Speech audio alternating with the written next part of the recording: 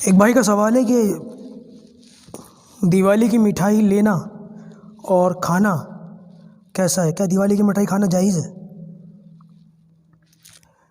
دیوالی جو غیر مسلموں کا تہوار ہے، بڑا تہوار ہے، اس کے اندر جو مٹھائی وغیرہ وہ تقسیم کرتے ہیں، اس کے اندر ایک تفصیل ہے، وضاحت ہے، وہ یہ ہے کہ وہ جو مٹھائی لا کر کے کھلا رہے ہیں، جو مٹھائی وہ لا رہے ہیں، آپ یہ دیکھ لیں کہ وہ مٹھائی جو وہ لائے ہیں کیا وہ پرساد ہے؟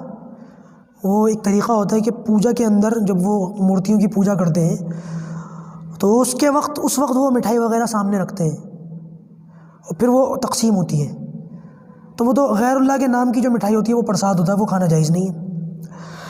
اور ایک ہوتا ہے ویسی خوشی کے موقع پر اپنے مسلمان دوستوں کو یا مسلمان پڑوسیوں کو بازار سے مٹھائی خرید کر وہ دیتے ہیں، پرساد نہیں ہوتا، ویسے ہی دیتے ہیں۔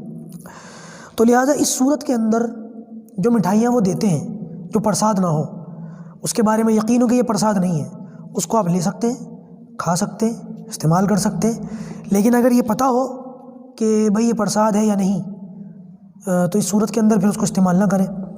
اور اگر ذرا سی بے تکلفی ہو آپ کے غیر مسلم دوست سے آپ کے، تو پوچھ لیں کہ بھائی یہ مٹھائی کیسی ہے، یہ پرساد ہے یا نہیں؟ اگر پرساد ہے تو پھر استعمال نہ کریں، اور اگر یہی پتہ نہ ہو کہ یہ پرساد ہے یا نہیں ہے، پوچھ بھی نہیں سکتے ہو آپ، تو پھر احتیاط یہ ہے کہ اس کو استعمال نہ کریں۔ احتیاط یہ ہے کہ اس سے بچیں۔ اللہ عمل کی توفیق دے۔